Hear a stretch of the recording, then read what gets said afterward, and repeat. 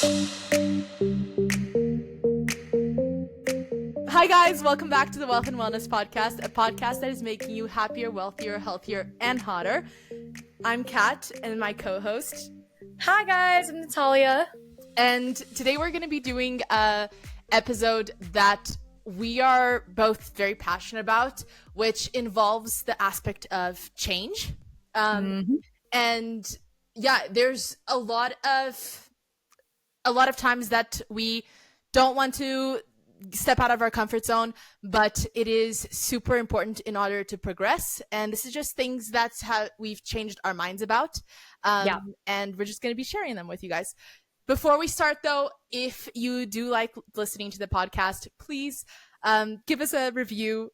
5-star only. Only if it's 5 stars. Otherwise, we don't want it. We do want to hear your feedback, and we also do want to hear if you guys have different topics you want us to talk about.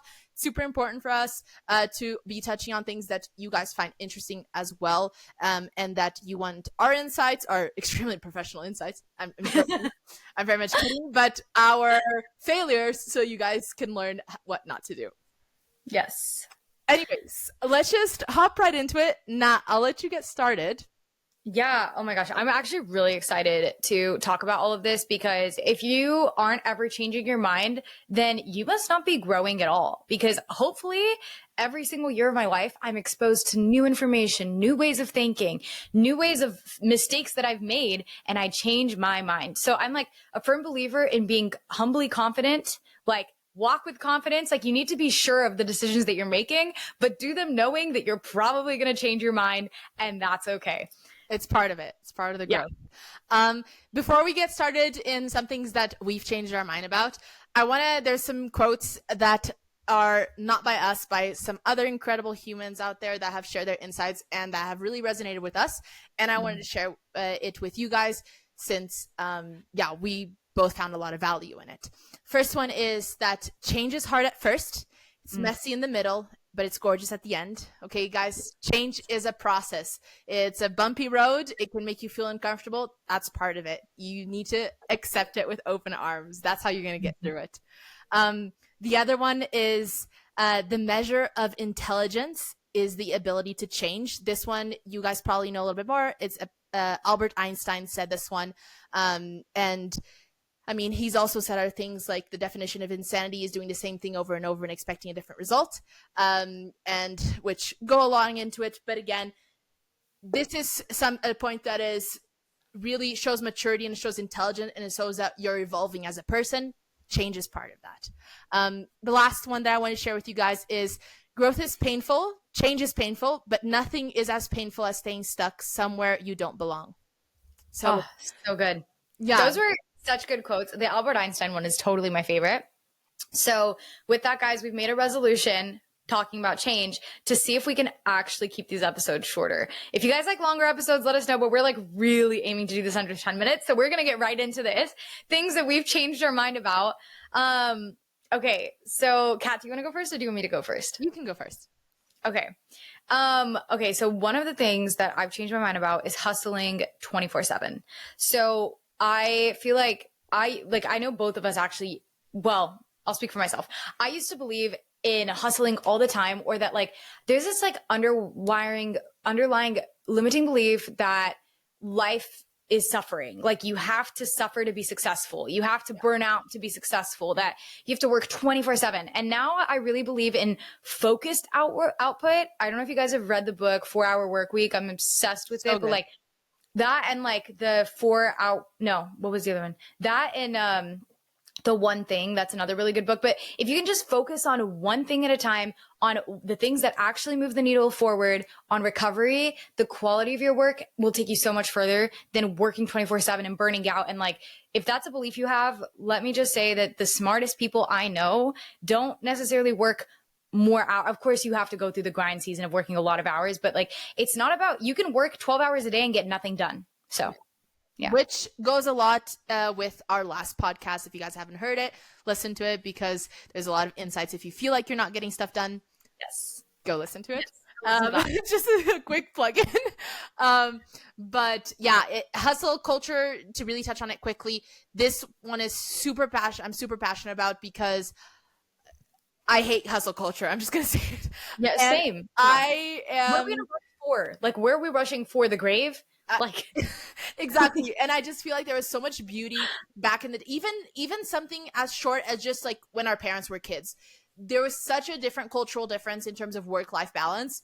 yeah. And there is so much beauty to that. And you can even see the levels of happiness compared to nowadays. It is just such a big difference. And I really think it's because we've shifted from being able to enjoy life to just getting things done so you can enjoy life. But we don't have to get things done in order to enjoy it. We can enjoy the process of Like, it.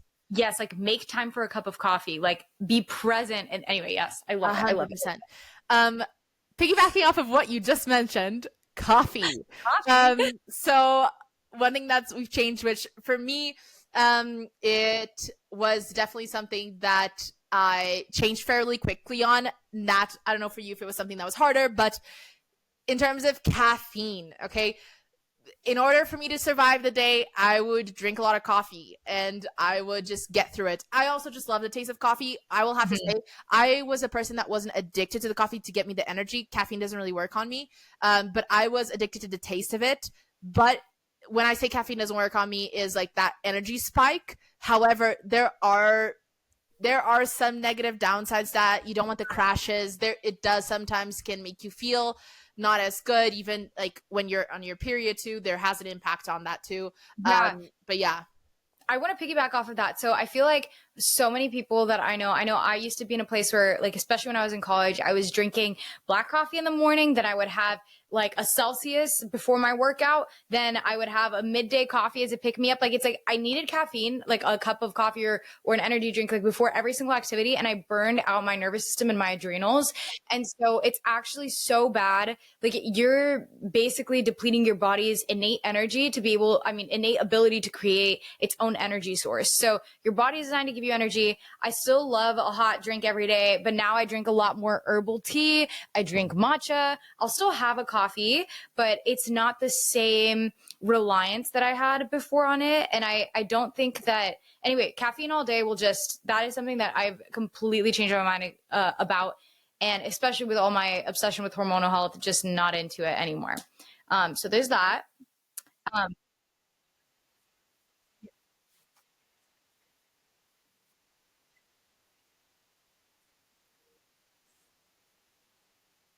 yes, me too.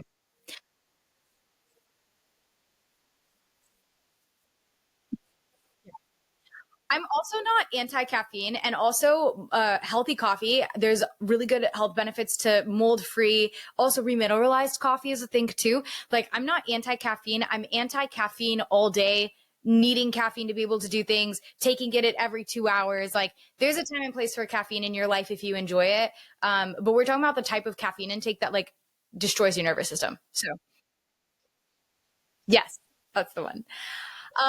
And then taking on, okay, so the next one is a work boundary, but taking on every client. I think when I first started out my business, and there's a time for in place for this, but I was like, I'm going to take every job I can, every client, because it's like an extra $1,000 here, an extra 500 here. Like, why wouldn't I say yes? And then now I've realized that boundaries is better than burnout, and aligned clients is better than just taking on anybody. So I am willing to say no to certain opportunities, knowing that I'm going to get better opportunities by niching down, by setting boundaries, by designing my business the way that I want it. So that's a change that I've made.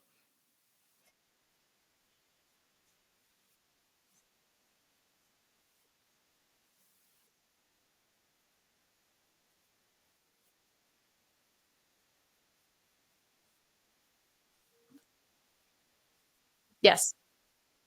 Yeah.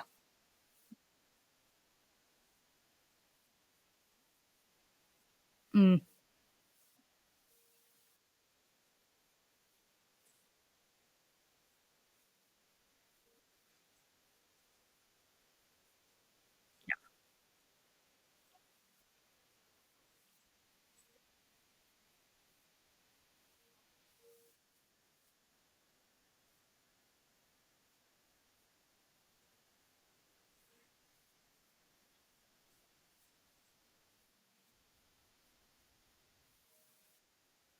So good.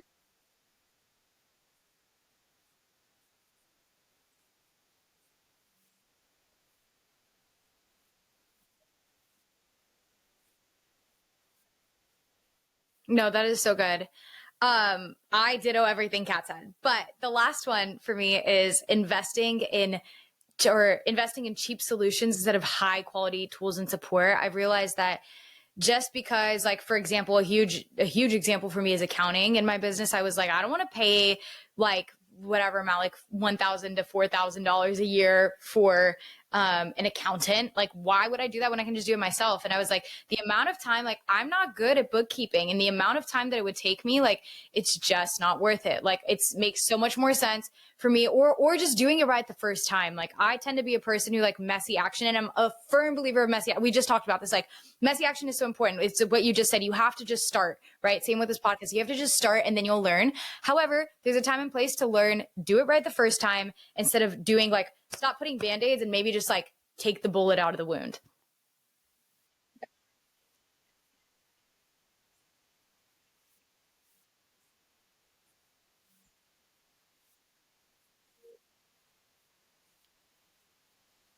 Yeah. Yeah. I think to kind of just help you guys in figuring out, how do I know that it's time to change a mindset, right? Because like in every season of life, for every new level, you need a new mindset, right? And so the big question that you want to ask yourself, and that Kat and I have been asking ourselves, is this working for me, or is this just familiar? Like, whatever beliefs you have, whatever habits you have, like, does this actually help me, or have I just been doing this since I was 15? You know, like, is it actually useful to start my morning this way, or is it just a habit? Yeah,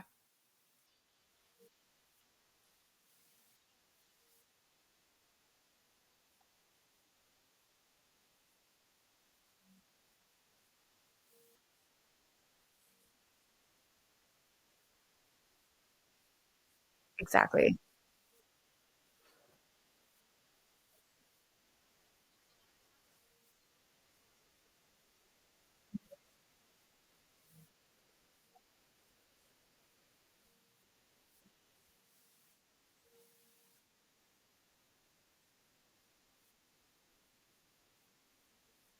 Yeah,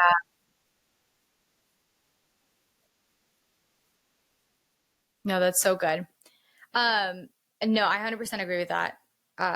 Honestly, guys, just to close out this episode, I just really want to remind you that it is like, you should be proud of outgrowing limiting beliefs. Like, be proud. I feel like so many of us are like afraid to change. Like, the whole quote that's like, you've changed. Yeah. And you haven't. We should make a reel like that for this episode. Actually, comes out. But like, you've changed. Yes. And you haven't, you should be proud to grow and change as a person. It is a flex to outgrow old beliefs that once served you, but now you're in a different season. So sometimes it's time to pivot.